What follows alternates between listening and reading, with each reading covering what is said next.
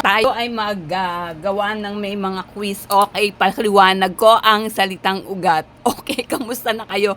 Anyway, eto pa muna. O sige, basahin na natin. Nagsisimula tayo kasi mag-short tayo. Ang salitang ugat ay pinakasimple. Ano raw ang salitang ugat?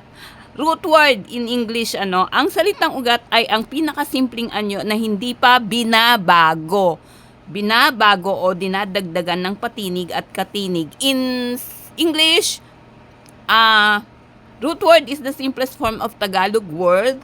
It is the base form that can be added by a vowel and consonant. Okay? Ano ang salitang ugat ulit? Okay. Ang salitang ugat ay, ano ang salitang ugat? Ito nga, no? Okay, binasa na natin. Okay. Sumunod ay, gagawa tayo ng root. Okay. Gagawa tayo ng salitang ugat. Root word. Gawin ang salitang ugat sa tapos na nangyayari ngayon at mangyayari pa lamang. Okay, gagawin natin ngayon. Root word. Make the root word to past tense, present tense, and future tense. Okay, naku, hinahabol ko. Kailangan maka-3 hanggang 3 minutes lang tayo. Kaya bilisan na natin. Okay. Teka, wait lang ha. Ito na. Bigyan ko agad kayo. Okay, halimbawa, example. Takbo. Ito ang salitang ugat. Takbo, salitang ugat. Gagawin natin. Takbo, salitang ugat. Run. Ang root word sa English. Takbo ang salitang ugat sa Tagalog. Run sa English. Tumakbo, run.